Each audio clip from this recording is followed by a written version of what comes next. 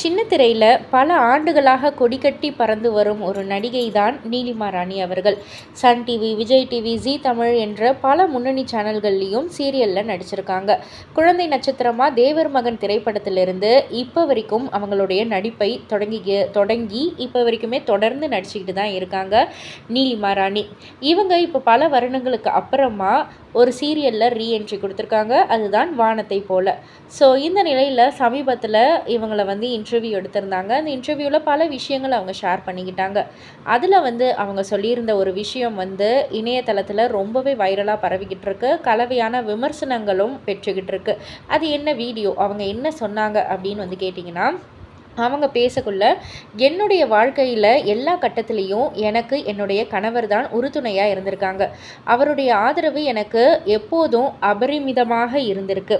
இந்த காலகட்டத்தில் ஒருவரோடு நம்ம பழகுகிறோம் அப்படின்னா, நாளடைவில் அவருக்கும் நமக்கும் ஏதாவது ஒரு கருத்து முரண்பாடுகள் ஏற்படக்குள்ள அவரை விட்டு நம்ம பிரிஞ்சு போகிறதுக்கு நம்ம முடிவெடுத்துடுறோம். இது தவறில்லை அப்படின்றது பலருடைய கருத்தாக இருக்குது. ஆனால் இந்த மாதிரி சிந்தனைகள் தான் இப்போ அதிகமாயிட்டே இருக்குது. இன்னும் சரியாக சொல்லணும் அப்படின்னு கேட்டிங்கன்னா, ஒருவருக்கு ஒருவர் அப்படின்று வாழ்வதே இப்போல்லாம் கிடையாது. அது ஒரு கிரிஞ்சு போல் பார்க்கப்படுது. இது உண்மையிலேயே ரொம்ப ரொம்ப தவறான விஷயமாக தான் இருக்குது. நீங்கள் ஒருவர்கிட்ட பழகுறீங்க அப்படின்னா, நாளடைவில் அவங்களுக்கும் உங்களுக்கும் காதல் உருவாகிடும். அப்படின்ற ஒரு கட்டத்தில் அவங்க உங்களுடைய பார்ட்னர் அப்படின்ட்டு நீங்கள் முடிவெடுக்கிறீங்க இல்லையா?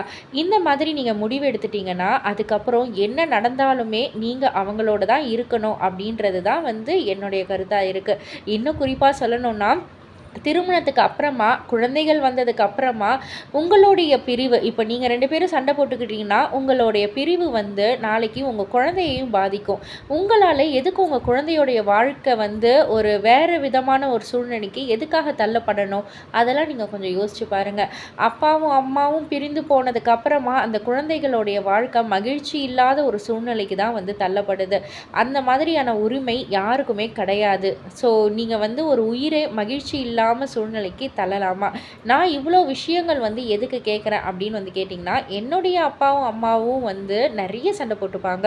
ஆனாலும் என் அம்மா கடைசி வரைக்கும் என் அப்பாவை விட்டு கொடுத்ததே இல்லை. என் அப்பாவை விட்டு பிரிஞ்சு வந்ததும் இல்லை. நிறைய தடவை நான் கேட்டிருக்கேன், ஏம்மா இந்த மாதிரி ஒரு மனுஷன் கூட நீ வாழணுமான்னு கூட நான் கேட்டிருக்கேன்.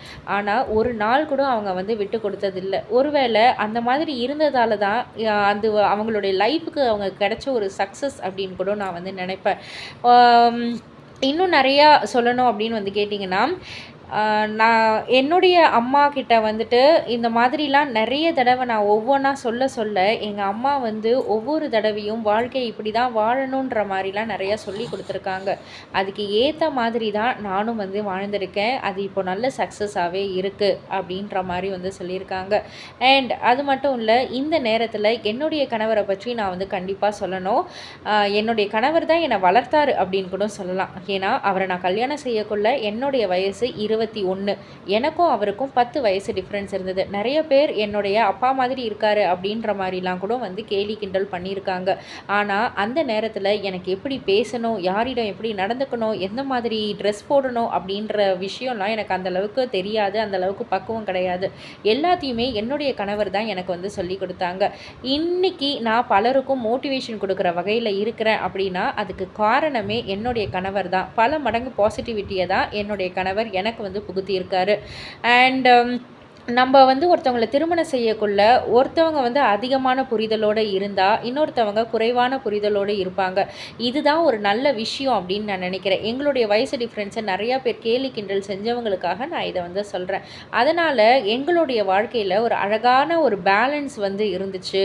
என்னுடைய கணவர் என்னை நல்லபடியாக பார்த்துக்கிட்டாரு அப்படின்ற மாதிரி சொல்லியிருந்தாங்க. ஸோ இந்த மாதிரியான ஒரு கருத்துக்கு நிறைய ரசிகர்கள் பாசிட்டிவாகவும் சொல்லியிருக்காங்க, நெகட்டிவாகவும் கமெண்ட் பண்ணியிருக்காங்க. இதை பற்றி நீங்கள் என்ன நினைக்கிறீங்க? உங்களுடைய கருத்து என்ன அப்படின்றத கீழே உள்ள கமெண்ட் பாக்ஸில் குறிப்பிட்டு சொல்லுங்கள்.